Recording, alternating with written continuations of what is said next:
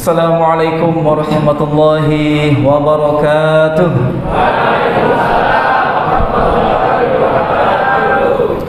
Alhamdulillah, alhamdulillahilladzi bi ni'matil iman wal islam.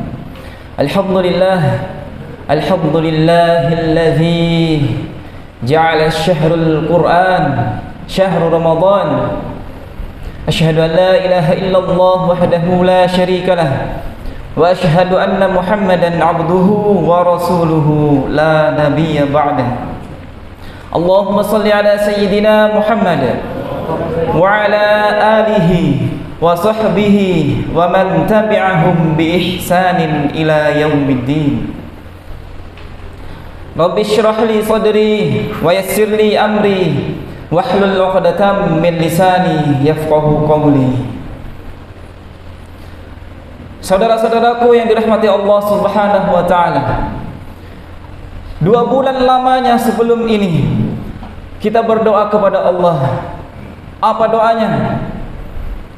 Allahumma barik lana fi Rajab wa Sya'ban wa ballighna Ramadan.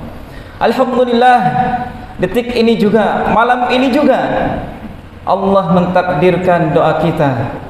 Allah mengabulkan doa kita sehingga kita ditempatkan di tempat terbaik, dalam keadaan terbaik. Apa yang harus kita ucapkan? Alhamdulillahirabbil alamin. Saudara-saudaraku, saya ingin bertanya, siapa di antara kita yang bersyukur harus nunggu komando dari komandan? Siapa di antara kita yang mampu mengucapkan kalimat alhamdulillah harus nunggu dari saudara kita, dari teman kita, dari para asatid? Mungkin semuanya akan menjawab, iya kami. Maka benarlah kata Ibnu Taimiyah. Apa kata beliau? Seseorang itu banyak yang lulus ujian yang kunci jawabannya adalah sabar. Kita diberikan istri yang cerewet, super dahsyat, setiap hari kita sabar. Betul? Betul. Kita diberikan motor yang mungkin hanya pepet. Kita sabar, betul? Betul. Tapi kata Ibnu Taimiyah, seseorang itu terkadang banyak yang tak mampu lulus ujian yang kunci jawabannya adalah syukur. Berapa banyak Allah turunkan nikmat kepada kita? Dosa kita banyak, Pak. Dosa kita banyak. Tapi Allah turunkan nikmat mata yang bisa melihat sampai detik ini. Nikmat tangan yang bisa memegang, nikmat kaki yang bisa melangkahkan kita ke tempat ini. Berapa banyak nikmat Allah yang kita terima, tapi kita lalai dalam nikmat itu.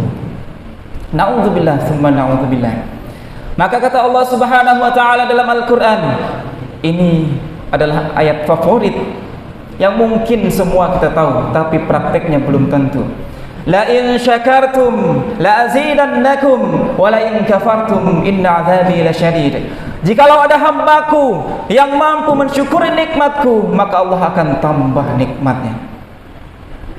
Kalau kita bersyukur, Pak, punya motor 1, kita bersyukur, insya Allah akan ditambah. Betul? Kalau kita punya rumah sempit, kita bersyukur, maka nikmat itu akan ditambah dengan rumah yang luas. Betul? Kalau kita punya istri yang cerewet, kita bersyukur, insya Allah akan. Bukan saya yang bilang ya, untung istri kita nggak ikut.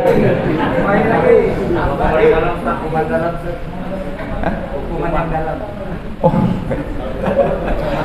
Maka saudara-saudaraku yang dimuliakan Allah Subhanahu wa taala, kalau nikmat itu kita tidak syukuri, maka la in kafartum inna 'adzabi lasyadid.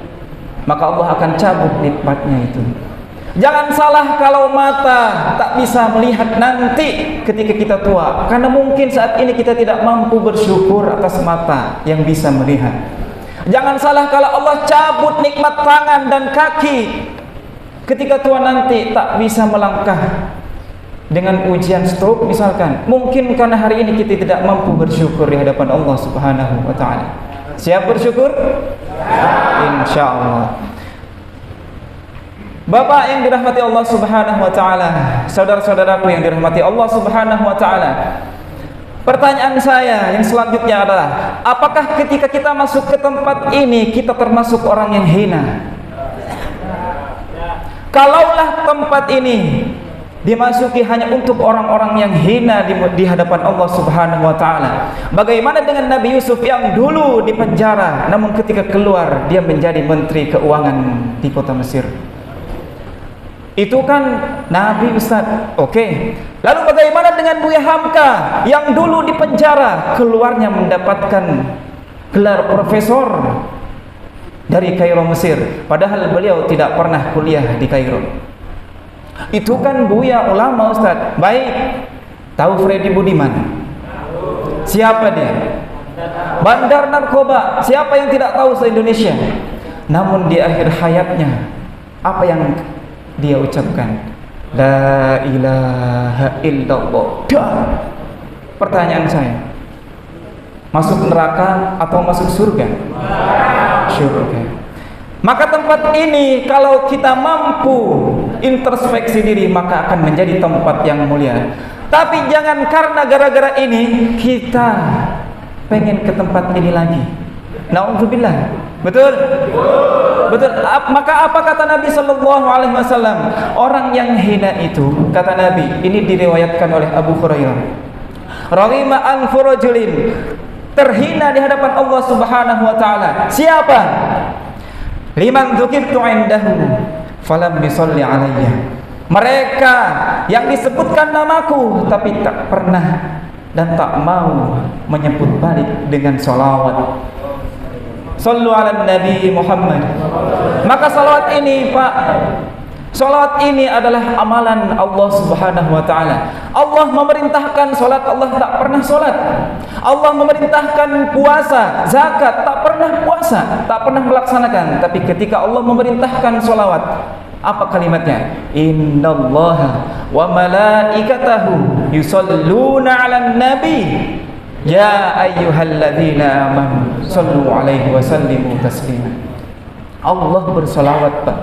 Maka kalau ditanya apa amalan Tuhan kita, tidak ada lain hanya solawat. Maka kita terhina ketika disebutkan Nabi sallallahu alaihi wasallam, nama Nabi Muhammad sallallahu alaihi wasallam, tapi kita tak mampu bersolawat kepadanya. Yang kedua, apa kata Nabi sallallahu alaihi wasallam? Radhima an furujulin, terhina seseorang itu siapa? Liman dakhala alaihi Ramadan. Liman dakhala alaihi Ramadan, ketika disampaikan umurnya ke dalam bulan suci Ramadan, tsumman salakha qabla an yaghfar lahu.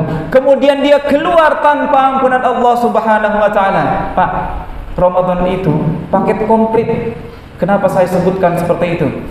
Karena hanya di Ramadan Allah menurunkan ampunan 24 jam full non-stop selama 30 hari.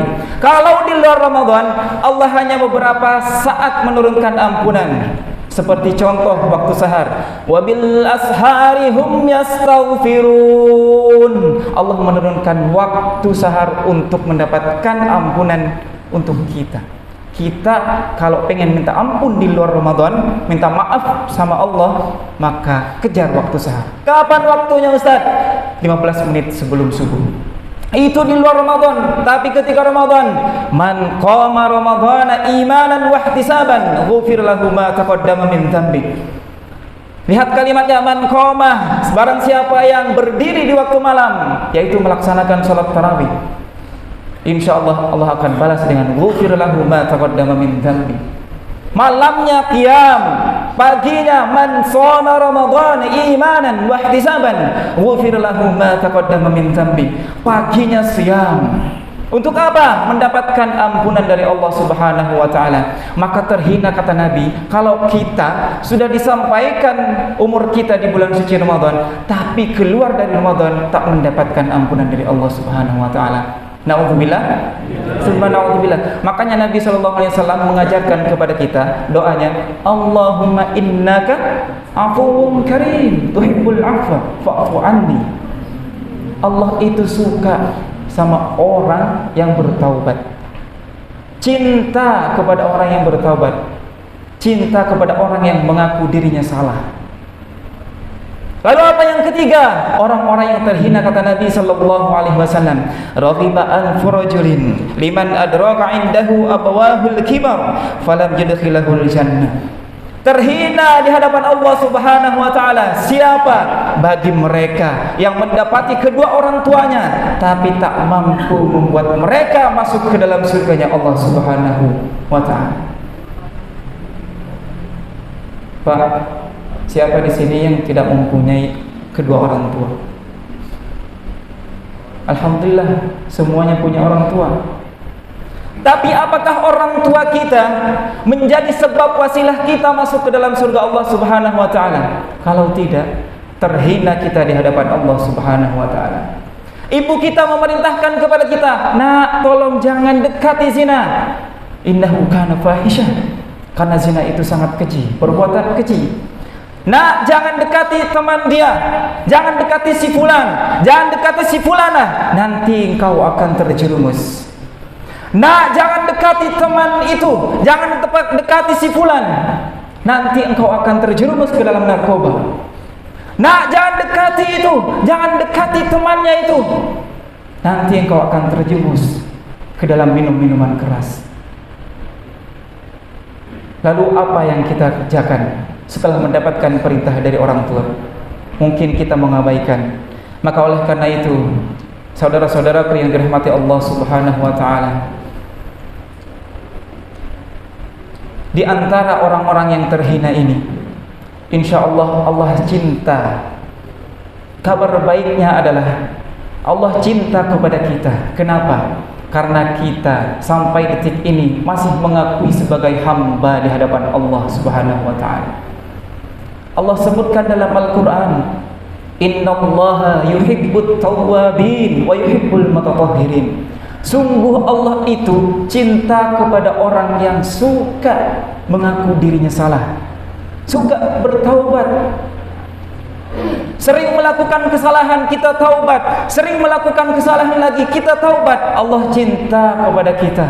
Maka oleh karena itu, mumpung waktu ini masih ada, mumpung umur kita masih ada, maka jangan sia-siakan waktu yang diberikan Allah Subhanahu wa taala. Karena kalau kita sia-siakan, la yastakhiruna sa'atan wa la yastaqdimun, maka ajal itu tidak akan pernah maju sedetik pun dan tidak akan pernah mundur sedetik pun. Mudah-mudahan kita menjadi orang-orang yang bertaubat, yang selalu mengaku diri kita salah. Sesuai dengan nama masjid ini, Babut Taubah, pintu-pintu ampunan dari Allah Subhanahu wa taala. Mudah-mudahan Ramadan ini menjadi Ramadan terbaik kita, mendatangkan ampunan kepada kita, sehingga keluar kita dari bulan suci Ramadan dengan predikat muttaqin. Amin ya rabbal alamin. Mungkin yang bisa kami sampaikan, kurang dan lebihnya mohon dimaafkan. Billahi taufiq wal hidayah, walillahil hidayah. Assalamualaikum warahmatullahi wabarakatuh.